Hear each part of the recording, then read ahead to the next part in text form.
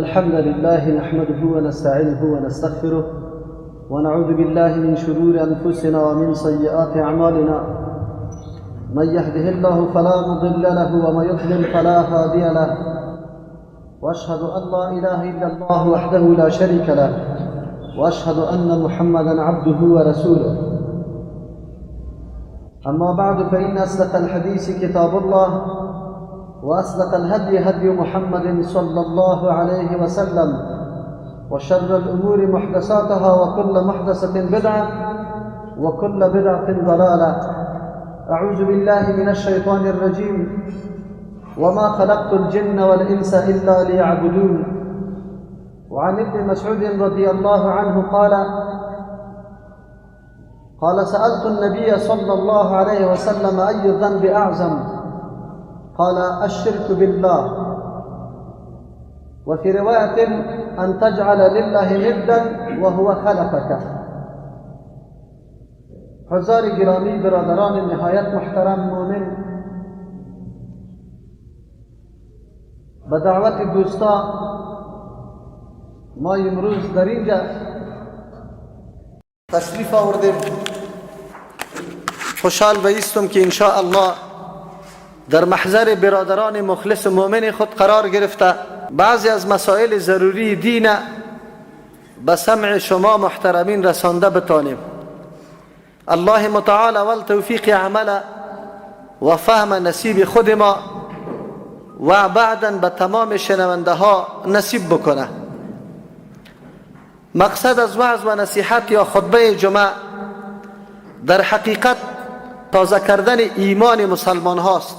غفلت و او بی‌توجهی که در طول یک هفته برای یک مسلمان در مورد دینش پیدا شده می باشه، در روز جمعه پس امی مسلمان بیدار شده توجه خود طرف آن چیزی که برایش اهمیت خیلی بسزای داره پیدا میشه. تجدید ایمان انسان میشه. اجتماع بزرگ مسلمان ها جرأت بر انسان میده که الحمدلله همگی یک الله را بندگی میکنه و همه ما در یک خط قرار داریم. اگر ما یقینا دین خود اهمیت بدیم و این عبادات الله متعال که ما ادا میکنیم فلسفه و حکمتش بدانیم، درک میکنیم که جمع شدن مسلمان ها در مسجد به خاطر ادای نماز جمعه در حقیقت نمایندگی از یک صف واحد، همبستگی کامل و اتحاد و اتفاق مسلمان ها داره. با وصفی که در این طور اجتماع عبادت الله صورت میگیره، بندگی الله صورت میگیره. اما من نمیخوایم در مورد نماز جمعه گپ بزنم. امیدوار هستم در یک موضوع اساسی که بنیاد تمام مسائل دین ماست و همه امور دین ما اگر در بخش عقیده است یا در بخش عمل است و یا در بخش اخلاق است یا در بخش سیاست است و یا در بخش معاملات است، همه ایش وابستگی به این موضوع اساسی داره. اون موضوع اساسی عبارت از شناخت و معرفت الله متعال است و شناخت و معرفت حق الله متعال است بالای بندگانش. تا وقتی که یک انسان ندانه، خالق خود نشناسه، خود نشناسه، حق الله را و حق خود نشناسه، یقینا تمام امور زندگیش حتما خلل و نقصان داره. خود زمانی که این اساس پخته شوه، این تهداب محکم شوه، تمام امور زندگیش دیگه رونق میگیره، در این شک نیست. از همین خاطر است که الله متعال مهمترین چیزی را که انبیاء علیهم السلام به خاطرش روان کرده امی موضوع است و او معرفت حق الله متعال که توحید الوهیت است، یعنی موضوع توحید و یکتاپرستی است. زمان یک مسلمان کلمه لا اله الا الله را در زبان خود میاره، در حقیقت ندا و آواز میده به همه مخاطبین و کسی که آوازش میشنوه که ما فقط بندگی یک الله را پذیرفتم و در نظام یک الله متعال داخل شدیم بجز از نظام الله هیچ نظام دیگری را نمیپذیرم، بجز از فرمان الله متعال هیچ کسی را اطاعت نمی کنم. حتی پیغمبر صلی الله علیه و سلم اگر ما از او اطاعت میکنم به دستور و فرمان امی اللهیم. تا زمانی که الله دستور نداده بود که پیغمبر اطاعت کنه 40 سال عمر پیغمبر علیه السلام در بین صحابه تیر میشه.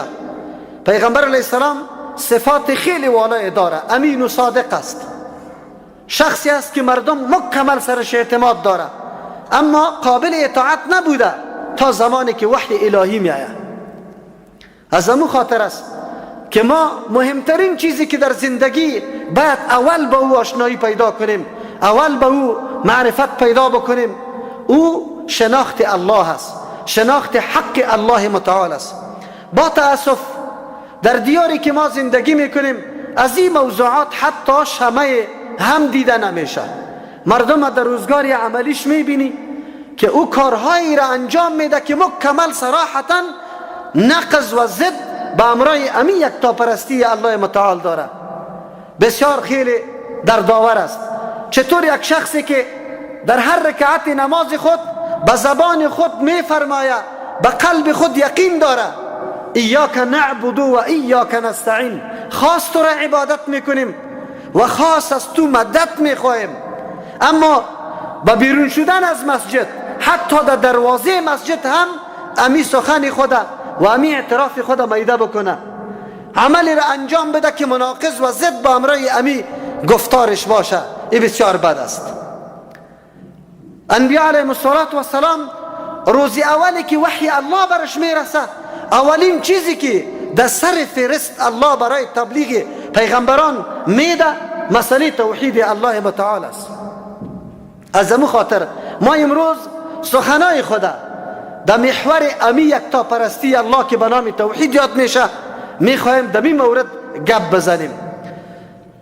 عزیزان گرامی، ما انسانا تا که خود نشناسیم یقینا مسئولیت خودم شناختن نمیتونیم که ما کدام مردم هستیم. ما باید بدانیم که انسان هستیم و انسان کدام مخلوق الله متعال در روی زمین است، چه امتیازاتی را الله متعال برای انسان بخشش کرده، عنایت فرموده. در بین مخلوقات مشرفترین مخلوق کیست؟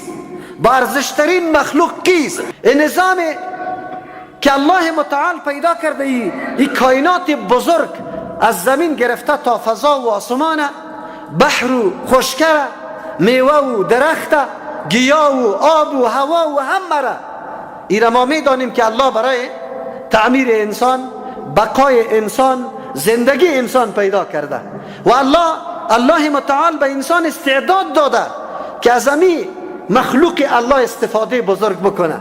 انسان باید ارزش خود بدانه.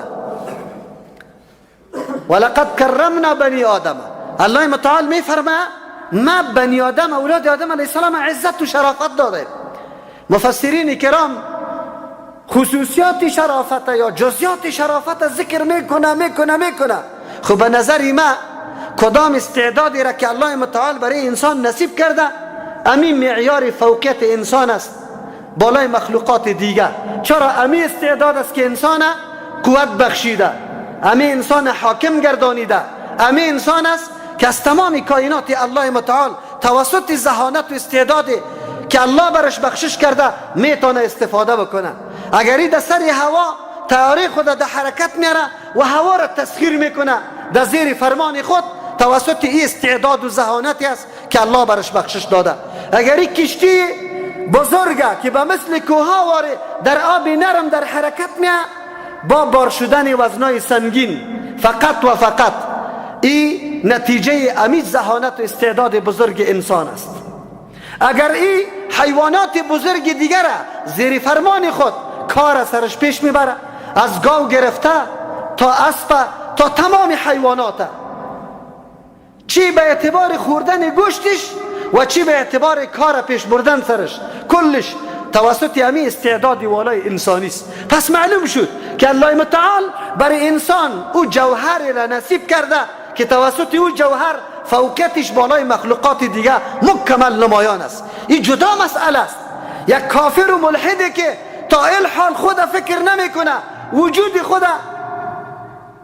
در موردش فکر نمیکنه، نمیدانه من کیستم. نعوذ بالله بازم بنده ماده، بازم بنده شهوت، بازم بنده نعوذ بالله خواهشات نفسانی، بازم نعوذ بالله زندگیش مثل زندگی حیوان، خورد نوش خواب راحت امی حاصل کردن. ما از او گله نداریم. او کسایی هستند که نفهمیدن، نشناختن خدا. انسانی که یقینا دارای فکر است او میفهمه. از امو خاطر است که الله متعال در قرآن کریم ما را دعوت به سوی تفکر میده. در یک آیت نه، بس صدها آیت الله متعال لعلکم تعقلون، لعلکم تتفکرون، لعلکم تذکرون بر ما یاد میکنه. ما انسان ها را متوجه به این میسازه که در وجود شما ما قوتی را گذاشتیم که اگر دقیق شوی یا واقعا از او استفاده درست بگیره، خود هم میشناسه، حق خود هم میشناسه، مسئولیت خود هم میشناسه. ایران میشناسه که شما از کجا آمده، برای چی آمده و کدام طرف مسیر سفرتان است. و فی الارض آیات للموقنین، در زمین نشانه ها برای موقنین است، کسایی که یقین میکنه. و فی انفسکم، در نفس خودتان فلا تبصرون، آیا شما نمیبینید؟ یک دفعه سر پایین که طرف وجود خود، کارخانه بزرگی که در وجود تو گذاشته شده، ترتیب داده شده، تنظیم داده شده، وظایف متنوع برای اعضای وجود تو داده شده. ایرا کدام انجینر، کدام ساینسدان، کدام دکتر، کدام دانشمند، کدام فیلسوف نهاده؟ میتونه مانده؟ قطعا مانده نمیتونه. انسان باید درک بکنه که من کدام موجود هستم، الله مرا چه قسم ارزش داده و من باید چی مسئولیت داشته باشم. صبح وقتی از خواب میخیزی، ادناترین حرکت به هدف نیست. مقصد داری، مصلحت داری، حرکت میکنی، خانه را ترمیم میکنی. تمام روز کل مردم آرام ننشسته، در فکر و در سنجش است، زندگی خدا پیش میبره. نمیدانه ما آینده سبا اینجا باقی استم یا نه، مر کی به سر ما میرسه، اما این حرکت خدا ادامه میده، پیش میره. خب برای چه پیش میره؟ کدام چیز برش اهمیت داره؟ الله متعال انبیاء علیهم السلام برای راهنمایی امین موضوع که انسان باید خدا بشناسه، الله خدا بشناسه، مسیر خدا بشناسه و انجام و عاقبت خدا سنجش کنه، کدام طرف سفر داریم، چی برای ما به درد میخوره. از او خاطر است که مهمترین موضوع در زندگی انسان از صحت عقیده، از شناخت توحید الله، بزرگترین موضوع دیگری نیست. مقصد روان کردن انبیاء علیهم السلام قرآن کریم بیان توحید الوهیت الله را عنوان میکنه. الله میفرماید ولقد بعثنا فی کل امة رسولا ان اعبدوا الله واجتنبوا الطاغوت. ما در هر جماعت، در هر طایفه پیغمبر روان کردیم. هر طایفه برای چی؟ برای کدام هدف؟ اگرچه انبیاء علیهم السلام برای خود برنامه بزرگ زندگی را داره، کتاب الله متعال که بالای محمد رسول الله من حیث آخرین کتاب نازل شده، مکمل برنامه حیات و زندگی دنیا و آخرت ما در او کتاب گنجانیده شده. پیغمبر صلی الله علیه و سلم نکته به نکته برای ما تشریح کرده.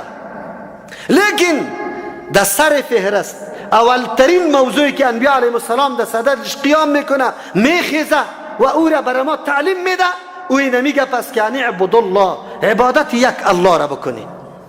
عبادت یک الله حق الله است. واجتنبوا الطاغوت، هر آن چیزی که به ناحق پرستیده میشه و او به پرستیدن راضی باشه، سر از او انکار کرده شود، از او انکار کرده شود، عبادت از او کرده نشود. طاغوت هر آن چیزی را گفته میشه که عبادتش به ناحق میشه، غیر از الله متعال. کی است که حق عبادت داشته باشه که برایش عبادت شود؟ کسی پیدا میشه؟ هیچ کسی پیدا نمیشه و او به او عبادت راضی باشه. این قید به خاطر مفسرین ذکر میکنه، به خاطر که عبادت انبیاء علیهم السلام شده. نصارا عیسی علیه السلام ابن الله میگه، یهود عزیر علیه السلام ابن الله میگه، عبادت از او را میکنه. اما پیغمبر یا عزیر علیه السلام یا عیسی علیه السلام گاهی راضی به این عبادت نبوده، گاهی مردم دعوت به سوی خود نکرده، برای سجده خود نکرده، برای رکوع خود نکرده، برای قیام. محمد رسول الله صلی الله علیه و سلم، انس رضی الله عنه می فرماید به الله قسم، بزرگترین شخصیت، محبوبترین شخصیت در چشم ما صحابه از رسول الله صلی الله علیه و سلم کده کسی دیگری نمی بود. اما وقتی می آمد ما نمی خیستیم، به خاطری که پیغمبر خیستن بد می دانست. اما امروز طاغوتا پیدا میشه، طاغوتایی که یک روز در مدرسه درس نخوانده، طاغوتایی که یک روز در مجلس قرآن ننشسته، طاغوتایی که یک روز حدیث پیغمبر نخوانده، اما مردم دعوت به سجده خود میده، به لیورس رفتن خود میده، به رکوع خود میده، بلکه به مردم میگه برای ما آواز بدید در وقت مشکلات. ببینید شما این چه منافاتی داره؟ سوره فاتحه را ما در هر رکعت نماز تکرار کرده میریم. مقصد این سوره فاتحه چیست؟ و من یکفر بالطاغوت و یؤمن بالله، کسی که کفر به طاغوت کرد، تنها اگر کسی محض عبادت الله را میکنه اما این عقیده را نداره که غیر الله مستحق عبادت نیست، این موحد نیست، این مؤمن شمرده نمیشه. کلمه ما دو جز داره، لا اله الا الله. لا اله نفی است، عبادت نفی میکنی از تمام غیر الله، هیچ کسی دیگری مستحق عبادت نیست، الا الله اثبات است، بجز از الله کسی دیگری لیاقت عبادت نداره. عبادت چی را میگه؟ عبادت هر گفتار کردار پسندیده به نزد الله را. رکوع عبادت است، سجده عبادت است، نظر عبادت است، دعا عبادت است. این تنها و تنها برای یک الله میشه. ببینید شما امروز قضاوت کنید دوستایم، اونجا در رکعت خود میگیم ایاک نعبدو، یا الله خاص تو را عبادت میکنیم، اما نظر ما به نام سخی صاحب است، به نام حسین است، به نام بیبی است، به نام بابا است، به نام دیگری هست. چرا نظر عبادت است به نام غیر الله شود؟ دعا عبادت است، آواز دادن برای حل مشکلی که اسباب و وسایل در زیر توانمندی کسی نیست و تو میخوای مشکلت حل شود، این عبادت است. اما ما پای امام که میلخشه یا پیر بابا صدا میکنیم. کدام عبادت؟ چه قسم ایاک نعبدو سر ما ثابت شود که ما واقعا ایاک نعبدو میگیم یا نمیگیم؟ ایاک نعبدو چی مفهوم داره؟ کفر به طاغوت، هر آن چیزی که عبادتش به ناحق میشه از او باید تو انکار بکنی. و یؤمن بالله، عقیده به یک الله بکنه، باور به یک الله، مستحق عبادت تنها الله را بدانه. او وقت فقد استمسک بالعروة الوثقی، یقینا چنگ زدی به او حلقه محکمی که قطعا کنده نمیشه تا که تو اعلان نکنی. کتاب الله، قرآن الله حبل الله المتین است، از آسمان آویزان شده برای نجات ما که ما چنگ بزنیم، خود دو دست خود محکم کنیم، مطابق از او زندگی خود عیار بسازیم.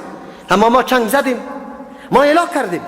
امروز ببینید مردم ارزش‌های دموکراسی را خیلی زیاد یاد میکنه، میگه دموکراسی لکه‌دار نشوه. دموکراسی کدام دموکراسی؟ حکومت مردم، برای مردم، بالای مردم، نظریات مردم جمع کو، پس سری مردم برشان حاکم بگردن. این دموکراسی میگه. این بدینی است. در اسلام نظام از الله است، مخلوق جور نمیکنه. اونجا قانون الهی است. کدام الله؟ اللهی که تمام ذرات خوب و بدش یاد داره، مصلحتش برش معلوم است، کدام چیز برای بشر مفید و کدام مضر است. نظامی را که الله ساخته امروز به سطح بالا مردم بزرگ ما، کسانی را که ما روان میکنیم برای پارلمان که این مردم زبده و خبره ماست، اون مردم اسلام اعلام میکنه، داد از چی میزنه؟ دموکراسی میزنه. ببینه علت چیست؟ علت است که تعالی را مفهوم عبادت ندانست، تعالی را مفهوم مقصد لا اله الا الله را ندانست. اگر مفهوم لا اله الا الله را میدانست گاهی هم دموکراسی را مدح نمیکرد، دموکراسی را برای حل مشکل خود انتخاب نمیکرد، دموکراسی را سبب آزادی خود نمیگفت. اگر این مردکه بدانه اولین کلمه که آواز آزادی را برای بشریت در گوششان رسانیده لا اله الا الله است که مخلوق از بندگی مخلوق به سوی بندگی الله دعوت داده.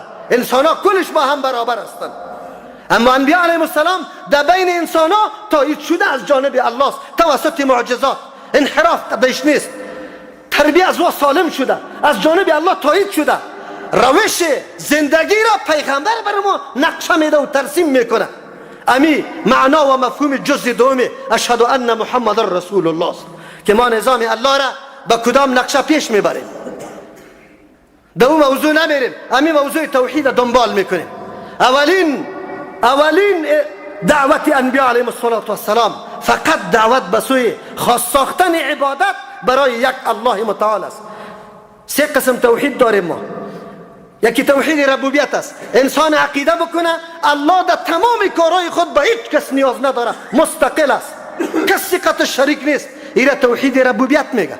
الله خالق است، الله مالک است، الله تدبیر میکنه مخلوقات، تنظیم میکنه مخلوقات. این نمود توحیدی است که مشرکین مکه مکمل اعتراف داشتن سری ازی. ولئن سألتهم من خلق السماوات والارض لا یقولون الله و عقیده داشتن. خالق آسمان و زمین مشرکین مکه عقیده داره. اما با تأسف امروز در بین مسلمان ها کسانی پیدا میشه که همون توحیدی را که مشرکین مکه قائل بودن مسلمان ما قائل نیست. امروز تصرفات منطقه ها را مردم تقسیم کرده. فلان منطقه در پیش فلان ولیست. در کدام کتاب؟ ما گپی قرآن قبول کنیم از الله را یا گپی تو را قبول کنیم؟ الله خو میفرمه لله ما فی السماوات و ما فی الارض. خاص در اختیاری الله است. ما کدام قبول کنیم؟ تا امروز در مردم کابل نمیگه؟ میگه کابل در اختیار عاشقان و عارفان است. اگر باران میباره اگر نمیباره ارزانی و قیمتی میشه در اختیاری از اوست. این کدام توحید؟ این آدم چه قسم دعوا بکنه که من جنت نصیبم میشه؟ چطور جنازه ازی خوانده شود؟ کسی که عقیده را داشته باشه، عقیده که به ضد آیات قرآن کریم است، چطوری دعوای ازی را داشته باشه که بگوی من در جنت میرم؟ کدام عقیده؟ عقیده توحیدی که مشرکین مکه امیر عقیده داشتن. نزاع سر ازی بود که چرا عبادت یک الله شود. از همون خاطر از دعوت پیغمبر از دیگه دعوتش تعجب نمی کردن. تعجب از این میکردن که چرا پیغمبر ما را دعوت به یک خدا میده، به یک الله میده. این چطور است؟ اجعل الالهه الها واحدا ان هذا لشیء عجاب. آیا این معبودا را یک معبود مقرر کرده؟ این بسیار چیزی تعجب آور است. معبودا باید زیاد باشه. مثل مردم ما چی کرده؟ برای امراض زیارت ها را تقسیم کرده. فلانی زیارت برای سیادان است، این برای زردی است، این برای دیوانه است، این برای دندان دردی است. کدام کتابی الله، کدام حدیثی رسول الله تقسیمات کرده؟ کدام دین هستی؟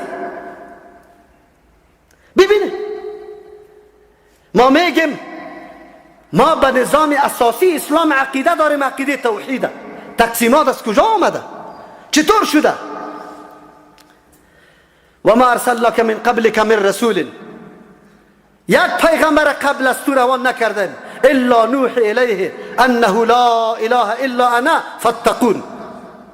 الله متعال میگه یک پیغمبرم پیش از تو رسول الله صلی الله علیه و سلم روان نکردن مگر برش وحی کردن. چی را وحی کردن؟ انه لا اله الا الله، غیر از الله کسی مستحق عبادت نیست. غیر از الله، الله میگه غیر از ما کسی مستحق عبادت نیست. فتقون، از الله بترسی، نکنید در شرک خدا آلوده نکنید، مخلوق قطعی الله برابر نکنید. معاذ رضی الله عنه امرای پیغمبر صلی الله علیه و سلم سر یک مرکب سوار است. كنت ردیف النبی صلی الله علیه و سلم علی حمار، بالا یک مرکب پشت سر پیغمبر علیه الصلاه و السلام سوار بودم. فقال رسول الله صلی الله علیه و سلم برام گفت یا معاذ، ای معاذ، هل تدری ما حق الله علی العباد؟ میدانی حق الله برای بندگانش چیست؟ و میگه قلت الله و رسوله اعلم، الله و رسولش خوب میدانه یا رسول الله.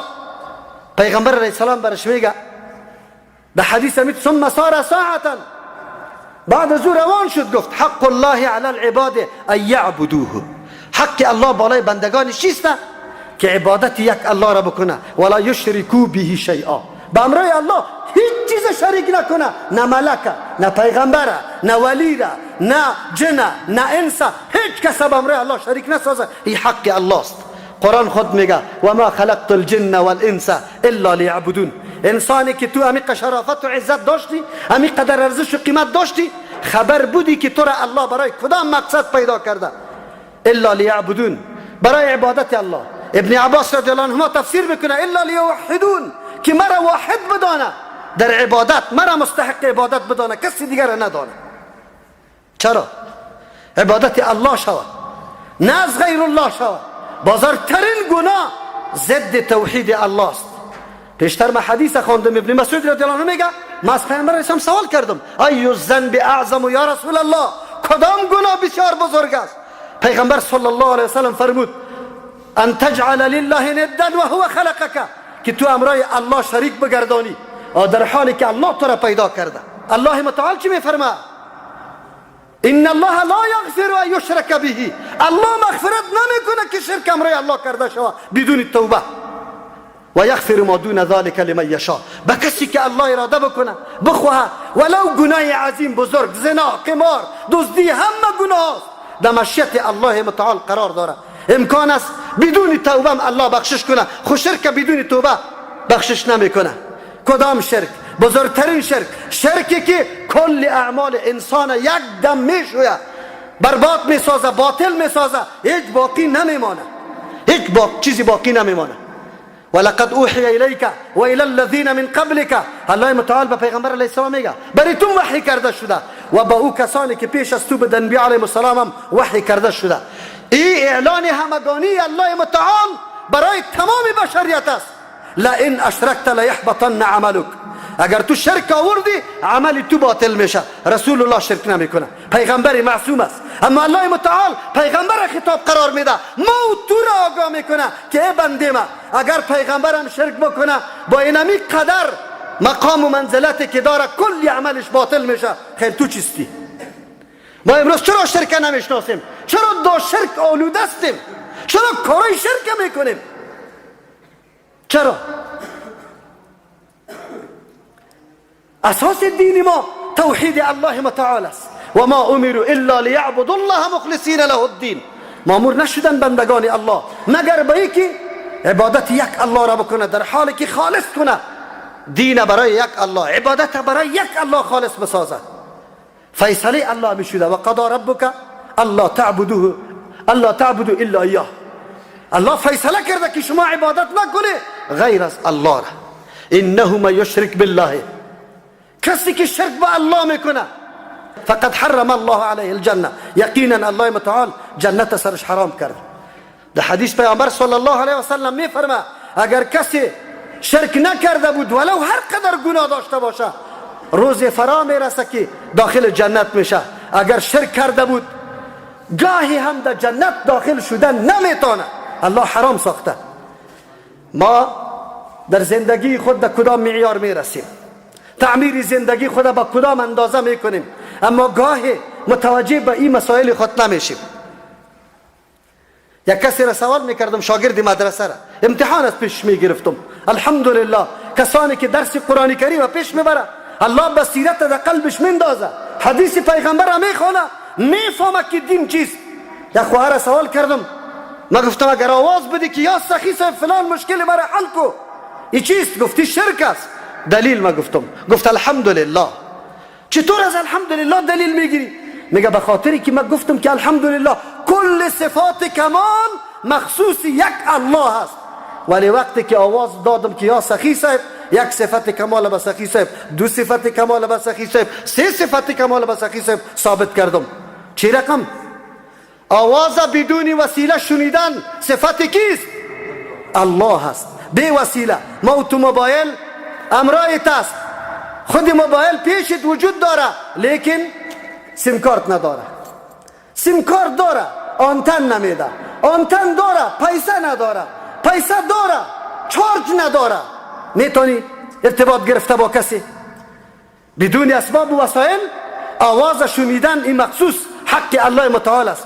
گفت وقتی ما آواز دادم به سخی صاحب، نعوذ بالله عقیده می بود که سخی صاحب بلا اسباب آواز مرا بشنوه. یک صفت کمال برش ثابت کردم. دوم صفت کمال، گفت ما که آواز دادم عقیده میسته که حالی از این مشکلم سخی صاحب خبر داره و علم سری تمام جزیات و کلیات یک انسان و یک شخص و این مخلوقات. این مخصوص صفت کیست؟ او تو به سخی صاحب ثابت کردی. دو صفت کمال. سوم صفت کمال بدون اسباب و وسایل در آن واحد مشکل مرا حل کردن. این صفت کیست؟ بی اسباب و وسایل. چطور؟ این یک دلیل تناز الحمدلله، وگرنه پشتی سرش خود صراحتا دلیل است. ایاک نعبد و ایاک نستعین. خاص است تو امداد طلب میکنیم. کدام امداده؟ امدادی که از اسباب و وسایل فوق است، از قدرت ما بیرون است. اما چرا ملت ما چرا سرگردان است؟ چرا قبرها را طواف میکنه؟ چرا خاکای قبر میخوره؟ چرا آواز میده؟ شما باور به الله بکنید، شاید کسانی را بشناسه که اولادش نشده، کدام مرتبه در مزار رفته، پس که آمد اولاد در خانهش پیدا شده، نامشه چی مانده؟ سخی داد. نمانده؟ شما چی باور داره که اولاد الله داده یا سخی داده؟ شما چی عقیده داری؟ الله داده یا سخی داده؟ با جوش دل گفتم نمیتونه که الله داده. میترسی که والا اگر نگویم گناهگار میشیم. در مزار سخی صاحب وجود هم نداره. رسول الله صلی الله علیه وسلم در بین بشریت انبیاء علیهم السلام بزرگترین اشخاص است. در بین انبیاء علیهم السلام محمد رسول الله صلی الله علیه وسلم بزرگترین شخصیت است. به کسی اولاد داده؟ به خود اولاد نگاه کرده؟ این به دعوت خیلی ضرورت داشت. رسول الله راهی ازیره، روش ازیره بعد بچایش پیش میبرد. اما بچای ازی در حالت طفلی از دنیا میره. پیغمبر حتی نمیتونه اولاد خود چند روز عمر نصیب بکنه. خیر اولاد دادن چطور گپ است؟ مردم ببینه این ملت کدام طرف روان است. این چی میکنه؟ این چه قسم عقیده داره؟ شما باور به الله بکنیم. من گاهی اوقات ما ایره میگم و بار بار یاد کردیم.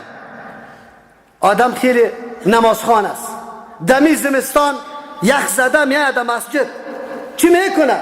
تهجد میخونه، تکبیر اولا میگه، اما در وقت جان کندن خود چی میگه؟ دست میپرده یا سخی صاحب یا بابا صاحب یا پیر صاحب همینطور آواز داده رویست. الله در یادش یک مرتبه نمیاد که الله برای چیست؟ در حالی که الله میگه ان الذين يستكبرون عن عبادتي سيدخلون جهنم داخرین. کسی که از خواستن ما خود کلان میتراشه، استکبار میکنه، سر پایین نمیکنه که از ما بخواه، زود است که داخل شود در جهنم ذلیل. اذا سألك عني عبادي فإني قریب. پیغمبر علیه السلام الله میفرمه وقتی بندگان ما در مورد ما از تو سوال میکنه برش بگو من نزدیک هستم. اجیب دعوت الداعی اذا دعانی. مطلقی کسی که از ما طلب میکنه اجابت میکنم. ما الله را گذاشتیم به مخلوق عاجز الله آوازا میدیم. یا این مفهومی آیت یاک نعبد و یاک نستعین کدام طرف شد؟ بسیار دوستا شاید امیال هم در ذهنش امی سوال گشته باشه. برای ما میگه و مولوی صاحب ما مستقیم از او قبر از او ولی نمیخوایم. چی میکنیم؟ و رویدار است در پیش الله متعال. ما بسیار گناهگار هستیم. خیلی خوب، تو بسیار گناهگار هستی. اول سوال از پیشت میکنم تو را به الله قسم، از الله کده رحمان ترین مهربان ترین ذات دیگه وجود داره؟ الرحمن کیست؟ زیاد مهربان الله است. من از تو سوال دارم که الله زیاد مهربان است صاحب قبر کدامش؟ تو خو میری پیش صاحب قبر معنا و مفهوم دیسته که صاحب قبر از الله کده سر زیاد مهربان است. تو سوره فاتحه را مفهوم و مطلبش خب بدون، بعد از او باز دین می آموزی، بعد از او آشنایی پیدا میکنی که دین برام چی تعلیم میده. تربیت ما را کی کرده؟ الله. رب العالمین کیست؟ متصرف و مالک کیست؟ الله. رحمان و رحیم کیست؟ الله. باز حساب و کتاب کی میکنه؟ الله. خیر چطور ما این سری تعظیم در پیش دیگرها بگذاریم؟ امروز دمی کابلتان بسیار جاها نیست، به نام مرید و به نام شاگرد و به نام فلان مردم در زیر پای مردم نمیفته. این منافات با دین داره یعنی که موافقت با دین داره. ادب نیست. این عبادت است. عبادت خاص است برای الله متعال، برای کسی دیگری نمیشه. مردمی هوشیار، مردمی تحصیل کرده اما بدبختی در اینجاست که در کتاب الله ننشسته. بدبختی در اینجاست که در احادیث رسول الله صلی الله علیه و سلم ننشسته که بدونه که قرآن کتاب الله برای ما چی بیان میکنه و چی را برای ما واضح میسازه.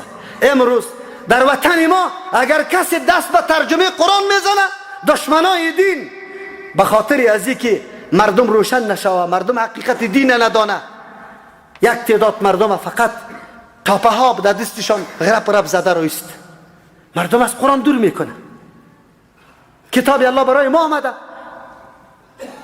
امسوبکی در یک جای حقیقه بود، ما دعوت بودیم اونجا، رفتیم که قاری صاحب شروع یک سپاره را خوانده، رئیس نگاه میشنوه.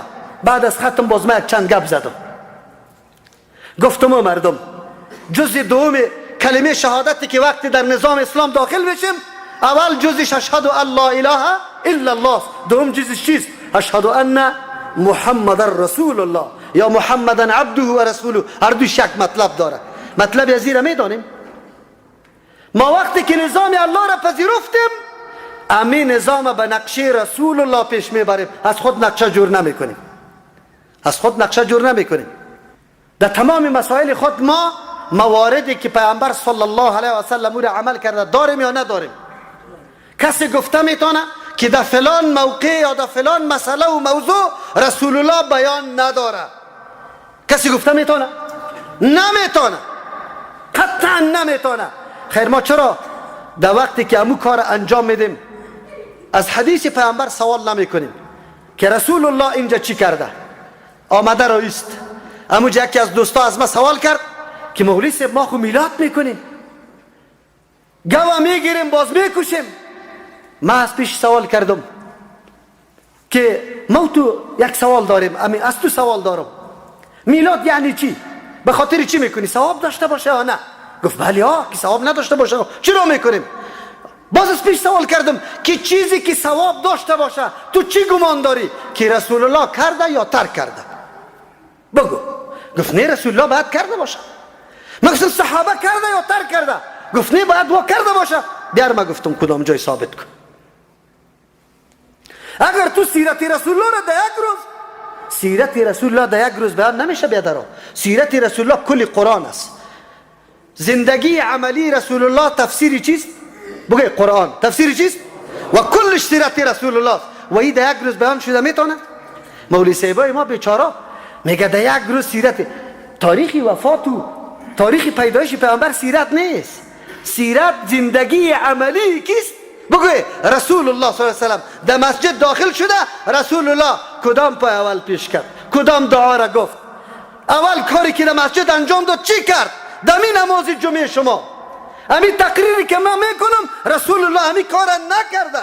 رسول الله مستقیم آمده، دیگه صحابه تحیت المسجد خوانده، خودش نخوانده، آمده در سر منبر استاد شده، آذان گفته شده، خطبه گفته شده، در بین خطبه وعظ و نصیحت شده. ما در افغانستان دو خطبه میگیم. چند خطبه؟ یک دفعی خطبه، باز سنت میخوانه، باز خطبه میگه. در دین چرا از خود زیادت کنیم؟ چرا پیروی رسول الله صلی الله علیه و سلم نکنیم؟ مشکل اینجاست. اگر ما اشهد ان محمد رسول الله را باور داریم که ما همین دین به نقشه رسول الله پیش میبریم، هیچ جنجال در زندگی ما پیدا نمیشه. هیچ، همه مشکل ما حل است. شرط است که آدم باور کنه، تسلیم شوه به این گپا. گمان میکنم وقتم زیاد گرفتم. الله برای ما معافی بکنه، شما را الله خیر بده. الله توفیق نصیب بکنه که ما متوجه به آن اموری شویم که یقینا اساس دین ما را تشکیل داده. دوستای عزیز، توحید یا شناخت و معرفت الله متعال حق از او را، این موضوعی است که ما در زندگی خود اولین نیاز داریم. از خوردن و نوشیدن کردم ما نیاز به این موضوع خیلی زیاد داریم. چرا خوردن و نوشیدن آخرش مرگ است، اما اگر نفهمیم نعوذ بالله جای ما با جهنم است. نجات با عقیده توحید الله میشه. تا که توحید الله نباشه نجات موجود نیست. الله متعال ما را توفیق نصیب بکنه، جستجو بکنیم، اساس دین خدا پیدا بکنیم. و اصل دین که فهمیدیم، بعد از او همه مشکل برای ما آسان میگرده. میدانیم کدام امر عالی رواست و کدام نارواست، خود به خود برای ما آسان میشه. الله متعال همه ما را توفیق عمل اول به خودم و بعد از او برای شما نصیب بگردانه و تمام خواسته های ما و شما را که در مورد دین داریم الله متعال بالای ما آسان بگردانه. اما موقع الله برای ما نصیب بگردانه که واقعا ما یقینا بندگی الله را و حق بندگی الله را ادا کرده بتانیم. پروردگار همه مشکلات مسلمانان را دور بسازه، خصوصا مشکل افغانستان. الله ای وطن طور نظام را الله دایش بیاره که بالکل هیچ نوع شایبه شرک، شایبه غلامی، شایبه نعوذ بالله بیبندوباری، شایبه خانه جنگی دایش نباشه، امن و امان قایم باشه. کل برادرها از یک مثل صدایی که از یک دهن میبراید به یک خط کلگی متفق و متحد باشه. ربنا تقبل منا انك انت السميع